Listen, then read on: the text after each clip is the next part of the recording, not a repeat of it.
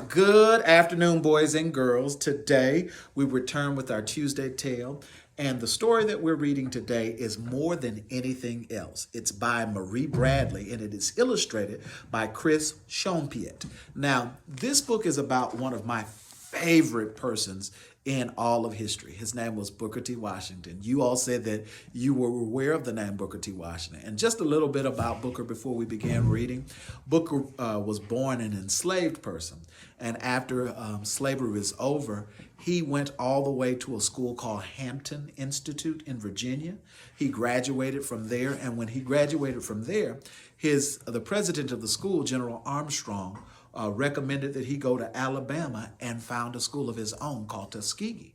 And Booker T would not only found Tuskegee, he would help to find several other schools. And he helped to found my alma mater, Grambling State University. Many of you are aware of Grambling, but it all traces back to Booker T. Washington. And we're going to find out a little bit about Booker T this afternoon. Now, every day I tell you guys about the importance of achieving goals, correct? Working toward our goals. In this book, we're going to see that Booker worked toward a goal that he had. And so let's see what Booker has to say. All right, we ready? Let's read. All right.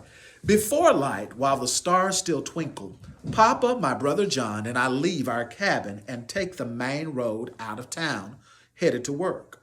The road hugs the ridge between the Canal River and the mountain.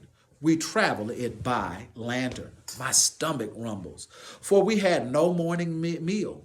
But it isn't really a meal I want, though I would not turn it down. So what you think that their kind of work they're doing if they get up before daylight to go to work? Okay, let's see. More than anything else, I wanted to learn to read. But for now, I must work. From sunup to sundown, we pack salt in barrels at the salt works.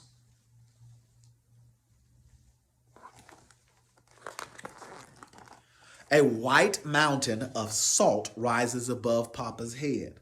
All day long we shovel it, but it refuses to grow smaller. We stop only to grab a bite. Sweet potatoes and corn cakes that Papa has brought along in his coat pocket. As I eat every crumb of my meal, I stare at the white mountain. Salt is heavy and rough. The shiny white crystals leave cuts on your hands, your arms, your legs, and the soles of your feet. It sounds like dangerous work that Booker is doing. My arms ache from lifting the shovel. But I do not think about the pain there. I think about the hunger still in my head. And what's that hunger he has in his head? He's hungering to do what? Okay, did he say that he wanted to eat? He was hungering to do what? To learn to read. Very good. I think about the hunger still in my head. Reading. I've seen some people young and old do it. I'm 9 years old and I know if I had a chance, I could do it too. I think there's a secret in those books. In the chill of the evening, I follow Papa and John back up to the road, stopping to catch a frog. The frog wiggles and slips, but I hold on tight and let go when I want to.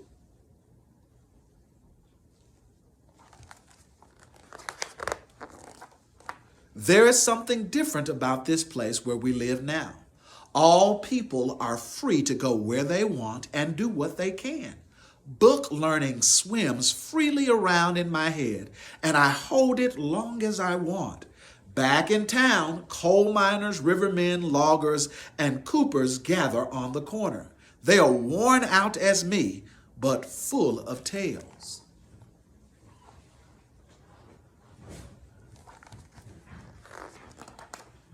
I see a man reading a newspaper aloud, and all doubts fall away. I have found hope, and it is as brown as me. Where do you all think he's talking about and talk about his hope? Well, he's already free, but he says that he has found his hope and it is as brown as he. Serenity? I think he wants the person reading the newspaper to teach him. Oh, very good. I like that prediction that you're making and drawing conclusions and making inference. Very good, Serenity. I see myself in the man. And as I watch his eyes move across the paper, it is as if I know what the black marks mean, as if I'm reading, as if everyone is listening to me, and I hold that thought in my hands.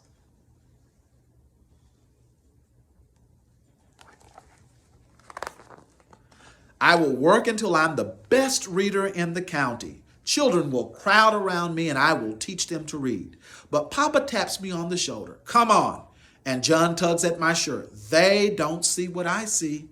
They don't see what I can be.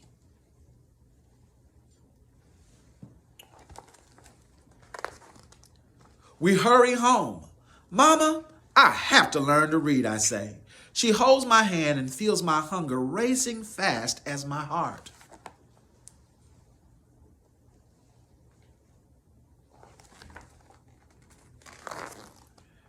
It is a small book, a blue the color of midnight. She gives it to me one evening in the corner of our cabin, pulling it from under the clothes that she washes and irons to make a little money.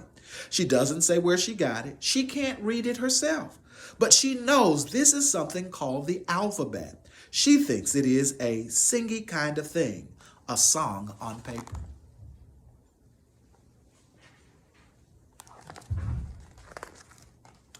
After work, even though my shoulders still ache and my legs are stained with salt, I study my book.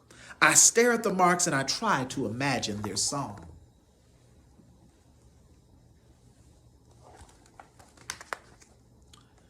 I draw the marks on the dirt floor and try to figure out what the sounds they make, what story their pictures tells.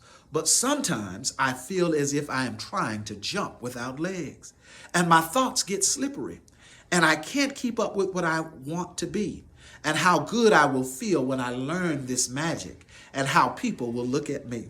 I can't catch the tune of what I see.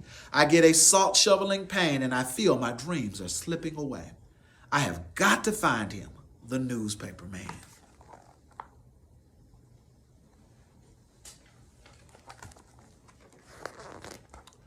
I look everywhere. Finally, I found that round face of hope.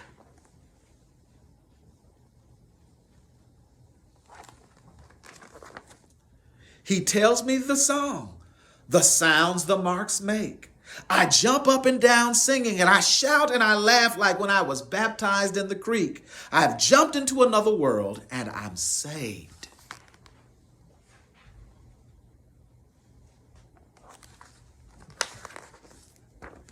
But I have to know more.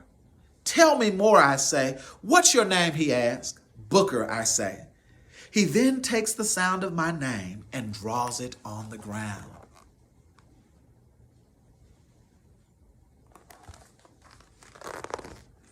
I linger over the picture. I know I can hold it forever. The end. All right.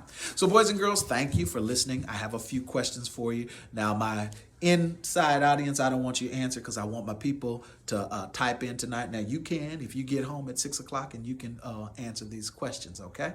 All right. So, I want us to remember that this whole book was about having a goal and sticking to that goal.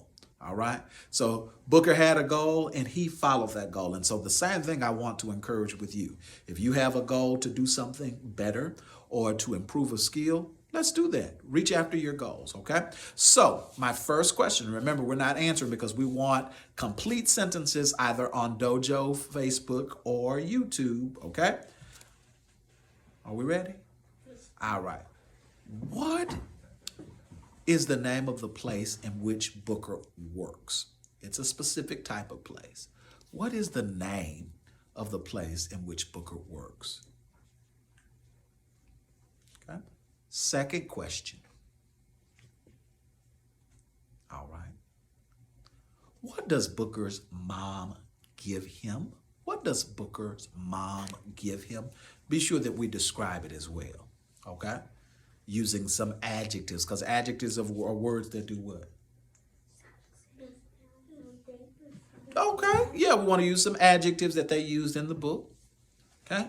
Lastly, what is the name of the person that teaches Booker to read? He calls him a certain thing. What is the name of the person who teaches Booker to read?